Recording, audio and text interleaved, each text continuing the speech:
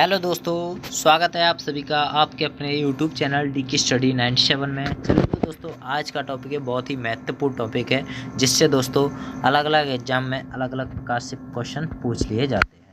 जो कि आज का टॉपिक है हमारा भारत के संविधान की अनुसूचियाँ। भारत के संविधान की अनुसूचियों के बारे में डिस्कस करेंगे, जो कि मूल संविधान में कितनी अनुसूचियाँ थी और आज वर्तमान में कितनी अनुसूचियाँ हैं, ये सभी को पता होगा, ठीक है। पर किस किस संविधान के तहत ये जोड़ी गई और कब कब जोड़ी गई, इनके अंदर क्या क्या आता है, इसे हम आज बिल्कुल डिटेल्स के साथ देखते हुए चलेंगे। चलिए तो दोस्तों, अगर हमारे चैनल पर आप पहली बार आए हो तो प्लीज़ चैनल को सब्सक्राइब जरूर कर लें दोस्तों, और साथ ही उसके बगल में आने वाले घंटे को भी प्रेस करें। चलिए तो दोस्तों, वीडियो को स्टार्ट करते हैं, और प्लीज़ कमेंट बॉक्स में कमेंट जरूर करें अगला टॉपिक हमारा किस टॉपिक पर होना चाहिए अगला वीडियो, तो कमेंट जरूर करें दोस्तों। चलिए तो आगे देखते हैं, वीडियो को स्टार्ट करते हैं।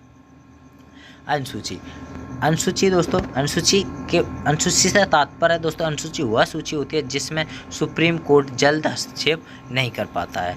संविधान में कोई भी पॉइंट सूचीवार लिखा हुआ है, जैसे 1, 2, 3, 4 करके, उनको अलग अनुसूचियों में जगह दिया गया है, ठीक है। ये है। आगे देखते हैं, जब संविधान पहली बार बनकर तैयार हुआ, उसी को हम क्या कहते हैं, मूल संविधान कहते हैं। और मूल संविधान में सूचियों की संख्या कितनी थी, तो 8 थी। कितनी दोस्तों, मूल संविधान में सूचियों की संख्या 8 थी, और वर्तमान में यानी बढ़कर कितनी हो गई, 12। यानी वर्तमान में अनुसूचियों की संख्या है 12। कितनी है दोस्तों, 12। अब आगे देखते हैं, आगे है पहले दोस्तों, प्रथम जो मूल संविधान में अनुसूचियाँ थीं, उन सूचियों को पहले हम सीरीज वाइज देख लेते हैं, उसके बाद हम इन पर चर्चा करेंगे, ठीक है। चलिए तो दोस्तों, प्रथम अनुसूची में भारत राज्यों का संघ है, द्वितीय अनुसूची में वेतन भत्ते, तृतीय अनुसूची में शपथ, और चौथी अनुसूची में राज्यसभा में सीटों की संख्या, SC ST के लिए प्रावधान। पाँचवीं अनुसूची में, किसमें, पाँचवीं अनुसूची में पूर्वोत्तर राज्य, छठवीं अनुसूची में, और शक्ति का विभाजन दिया गया है 7वीं अनुसूची में। और यहाँ पर 8वीं अनुसूची मानक भाषाएं। मानक भाषाएं कितनी थी, तो 22 मानक भाषाएं। प्रारंभ में कितनी मानक भाषाएं थी, 14 भाषाएं थी। उसे हम आगे देखते हैं। चलिए तो दोस्तों, आगे देखते हैं।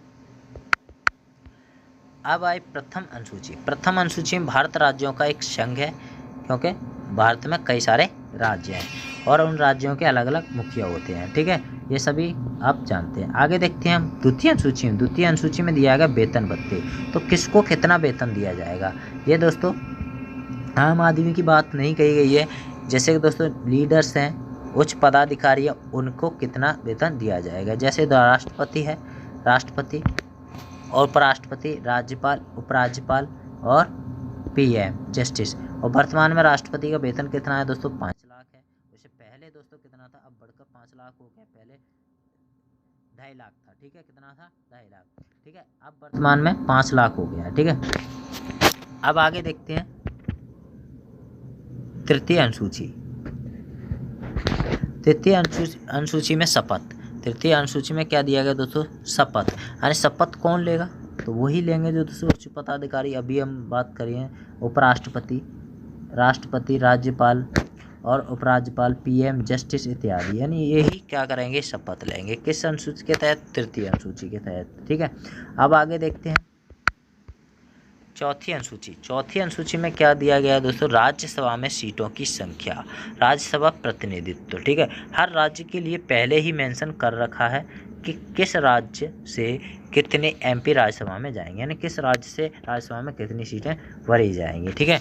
तो सबसे ज़्यादा सीटें किस राज्य से भरी जाती हैं, तो दोस्तों किस राज्य से, UP से। सबसे ज़्यादा सीटें UP से भरी जाती हैं राज्यसभा में। अब आगे देखते हैं पाँचवीं अनुसूची। पाँचवीं अनुसूची में SC ST के लिए सीटें कितनी, SC ST के लिए सीटें, अनुसूचित जाति, अनुसूचित जनजाति, ठीक है। अनुसूचित जाति एवं अनुसूचित जनजाति के लिए विशेष प्रशासन की व्यवस्था की गई, ठीक है। किस अनुसूची के अंतर्गत, यानी 5वीं अनुसूची के अंतर्गत। अब आगे देखते हैं दोस्तों 6वीं अनुसूची। 6वीं अनुसूची में दिया गया है दोस्तों पूर्वोत्तर राज्य, यानी पूर्वोत्तर राज्य। इस तरह से प्रश्न पूछा है, पूर्वोत्तर राज्य कौन कौन से हैं, तो ये दोस्तों जिन्हें अलग प्रशासन जो कि एसटी का प्रशासन 4 राज्यों में दिया गया, वो पूर्वोत्तर राज्य देखने हैं। ठीक है, पूर्वोत्तर में कई सारे राज्य आते हैं, लेकिन जो एसटी का प्रशासन 4 राज्यों में दिया गया वो राज्य देखने हैं, असम, मेघालय, त्रिपुरा, मिजोरम। ये 4 राज्य, इन राज्यों में जो शासन किया जाएगा वो भारत के अन्य राज्यों से क्या होगा, हटकर होगा। वहाँ के रूल रेगुलेशन क्या होंगे, अलग होंगे। आगे देखते हैं 7वीं अनुसूची। 7वीं अनुसूची में विभाजन। 7वीं अनुसूची शक्ति का विभाजन। क्या है दोस्तों, शक्ति का विभाजन, सूचियों का वर्णन। यानी इस तरह से प्रश्न पूछा जाता है दोस्तों कि सूचियों का वर्णन किस अनुसूची के में है। तो दोस्तों 7वीं अनुसूची में, कितनी में, 7वीं अनुसूची में कितनी तरह की शक्तियां हैं, तो दोस्तों 3 तरह की शक्तियां हैं। संघ सूची, सूची नंबर ए, राज्य सूची, सूची नंबर बी, समवर्ती सूची, सूची नंबर सी। इन सूचियों को आगे हम डिस्कस कर लेते हैं, सूचियों पर चर्चा करेंगे आगे। चलिए तो आगे देखते हैं 7वीं अनुसूची। यहाँ पर दिया 7वीं अनुसूची शक्तियों का विभाजन। इसमें 2 तरह की सरकारें हैं। कितने, 2 तरह की सरकारें, एक केंद्र सरकार है और एक राज्य सरकार है। पूरे देश को चलाने का जिम्मा किसका है, तो केंद्र सरकार का है, क्योंकि भारत एक राज्यों का संघ है। हर राज्य में राज्य सरकार बनाई जाती है, कि हर राज्य में क्या है, सरकार बनाई जाती है। और हर राज्य का मुखिया कौन होता है दोस्तों, चीफ मिनिस्टर होता है, यानी सीएम होता है। और कहने का मुखिया राज्यपाल होता है। केंद्र सरकार और राज्य सरकार में विवाद न हो, इसलिए स्टार्टिंग में ही क्या किया गया, शक्तियों का विभाजन कर दिया गया। यानी स्टार्टिंग में दोस्तों क्या किया, शक्तियों का विभाजन कर दिया गया। किस टॉपिक पर केंद्र सरकार काम करेगी और किस टॉपिक पर राज्य सरकार काम करेगी, इसलिए केंद्र और राज्य के नाम पर सूची बना दी गई। क्या की गई, केंद्र और राज्य के नाम पर क्या की गई, सूची बना दी गई। जैसे आप देख रहे होंगे, केंद्र सरकार के नाम पर संघ सूची और राज्य सरकार के नाम पर राज्य सूची। ठीक, अब आगे देखते हैं सूचियों, यानी तीनों सूचियों को हम यहाँ पर देख लेते हैं, इन पर चर्चा कर लेते हैं। तो संघ सूची, सूची नंबर ए है। प्रारंभ में इसमें कितने विषय थे, यानी 97 विषय थे, यानी 97 टॉपिक थे जिस पर संघ सूची की पावर थी, यानी इस पर संघ सूची जो है केंद्र सरकार डिसीजन लेती थी। अब बढ़कर कितने हो गए, तो वर्तमान में दोस्तों 100 विषय हैं। जैसे किस तरह के विषय दोस्तों, जनगणना, मुद्रा, नेशनल हाईवे, विदेशी संबंध, इन पर क्या करेगी केंद्र सरकार जो है डिसीजन लेगी। ठीक है, क्या करना है क्या नहीं करना है। ठीक है, ये इनके विषय होते हैं। अब आगे देखते हैं राज्य सरकार। इसमें पहले 66 विषय थे, अब घटकर कितने हो गए दोस्तों, 61 हो गए। कितने हो गए, 61 से, जिन पर सिर्फ राज्य सरकार डिसीजन लेगी। क्या करेगी, इन पर सिर्फ राज्य सरकार डिसीजन लेगी। ऐसे टॉपिक जिनकी पावर सिर्फ राज्य सरकार को होती है। जैसे किस तरह के टॉपिक है, सबका अपना फोर्स होता है, यानी जैसे UP police, MP police, Punjab police, यानी अपने राज्य का फोर्स, यानी अपने राज्य का फोर्स, यानी अपनी पावर को मजबूत करना। ठीक है, अपना अपना राज्य का होता है। जैसे कि दोस्तों केंद्र सरकार के हाथ में जिम्मा हो प्रत्येक राज्य के, तो दोस्तों वो प्रत्येक राज्य बार इतने सुधार नहीं आएगा जो कि अपने राज्य और राज्य सरकार जो अपने फोर्स को मजबूत बनाएगी। ठीक है, आगे देखते हैं समवर्ती। कुछ ऐसे टॉपिक यानी ऐसे विषय होते हैं जिन पर दोनों सरकारें कार्य करती हैं, यानी जिस पर दोनों सरकारें मिलकर कार्य करती हैं। किस तरह के टॉपिक, जिसमें पहले विषय 47 थे, कितने थे, 47 पहले थे, अब बढ़कर कितने विषय हो गए, 52 विषय, जिस पर दोनों सरकारें मिलकर कार्य करेंगे, केंद्र सरकार और राज्य सरकार। जैसे शिक्षा संबंधी विषय, वन विभाग आदि, यानी जैसे शिक्षा किस संबंधी किस सूची का विषय है, तो समवर्ती सूची का विषय। इस तरह से प्रश्न पूछ लिया जाता है। आगे देखेंगे दोस्तों, आगे है 8वीं अनुसूची। 8वीं अनुसूची है मानक भाषाएं। दोस्तों मानक भाषाएं से संबंधित है 8वीं अनुसूची। वर्तमान में कितनी है, 22 मानक भाषा हैं, जो कि पहले 14 मानक भाषाएं थी। कितनी थी, 14, अब बढ़कर कितनी हो गई हैं, तो 22 हो गई हैं। प्रधानमंत्री तो पूरे देश को चला नहीं सकता, क्योंकि दोस्तों पूरा देश बहुत बड़ा है, ऐसे प्रधानमंत्री जो है पूरे देश को नहीं चला, इसलिए क्या किया गया, राज्यों का गठन किया गया। क्या गया, पूरे देश को जब प्रधानमंत्री नहीं चला सकता, इसलिए क्या किया गया, राज्यों में इसका देश का बंटवारा कर दिया, यानी राज्यों में इसे बांट दिया गया, गठन किया गया, राज्यों का गठन किया गया। यह गठन भाषाओं के आधार पर किया गया, यानी भाषाओं के आधार पर किया गया। इसके बाद 1953 में भाषा के आधार पर बनाया गया पहला राज्य कौन सा था, तो आंध्र प्रदेश। इस तरह से प्रश्न पूछ लिया जाता है कि भाषा के आधार पर बनाया गया प्रथम राज्य कौन सा था। बहुत ही पॉपुलर क्वेश्चन है, आसान भी है, सभी को आता भी है। दोस्तों इस तरह से ये प्रश्न पूछ लिया, फिर भी पूछ लिया जाता है। ठीक है, तो भाषा के आधार पर बनाया गया प्रथम राज्य कौन सा है, तो आंध्र प्रदेश है। बहुत ही इंपॉर्टेंट है, इसे जरूर याद रखना। तो 1953 में एक बहुत बड़े फजल अली के नाम पर एक आयोग का गठन किया गया। क्या किया? एक आयोग का गठन किया गया। उनकी रिपोर्ट के आधार पर 1955 में एक रिपोर्ट आई, यानी एक रिपोर्ट आई। अब 1956 में भाषा के आधार पर 14 राज्य बना दिए गए, यानी रिपोर्ट आई उसके आधार पर क्या किया? 14 राज्य बना दिए गए। ठीक है, 1956 में क्या किया? 1953 में एक आयोग का गठन किया गया। उसके बाद 1955 में एक रिपोर्ट आई। उस 1956 में क्या किया? 14 राज्य बना दिए गए जो कि भाषा के आधार पर बनाए गए थे, बनाए गए थे। प्रारंभ में भारत में मात्र 14 भाषाएं जो है मानक थी, क्योंकि दोस्तों इंग्लिश जो है मानक भाषा नहीं है। ठीक है, अब आगे देखते हैं। 14 मानक भाषाएं थी और क्योंकि 14 राज्य बने थे प्रारंभ में। इसके बाद एक नई भाषा जोड़ी गई जो कि 15वीं भाषा कौन सी जोड़ी गई? सिंधी। किस अमेंडमेंट के तहत जोड़ी गई उसे भी आगे हम देख लेंगे। ठीक है, तो सिंधी भाषा जोड़ी गई। उसके बाद 3 भाषाएं और जोड़ी गई और लगातार फिर जोड़ी गई, और उसके बाद जो है 4 भाषाएं जोड़ी गई। यह किस अमेंडमेंट के आधार पर जोड़ी गई उन्हें आगे हम देखते हैं। चलिए तो आगे है 21वें संविधान संशोधन के तहत, इसे यहाँ से देखेंगे। तो सिंधी भाषा जोड़ी गई जो कि 15वें नंबर की थी, यानी 15वीं भाषा कौन सी जोड़ी गई? तो सिंधी भाषा 21वें संविधान संशोधन के तहत जोड़ी गई। अब 16वीं, जैसे 16, 17, 18 यानी 3 भाषा और जोड़ी गई 71वें संविधान संशोधन के तहत। कौन कौन सी? कोंकणी, मणिपुरी, नेपाली, ये विदेशी। ठीक है, अब आगे देखेंगे 92वें संविधान संशोधन के तहत संथाली, मैथिली, बोडो और डोगरी, ये 4 भाषा और जोड़ी गई। ठीक है, यहाँ से 15वीं ये हो गई। 16, 17 यानी 18, 19, 20 यानी कितनी हो गई? 15 और 3 18, 18 और 4 22, टोटल भाषा कितनी हो गई वर्तमान में? 22 भाषा। 1967 में 21वें संविधान संशोधन के तहत सिंधी भाषा को जोड़ा गया 15वीं मानक भाषा के रूप में।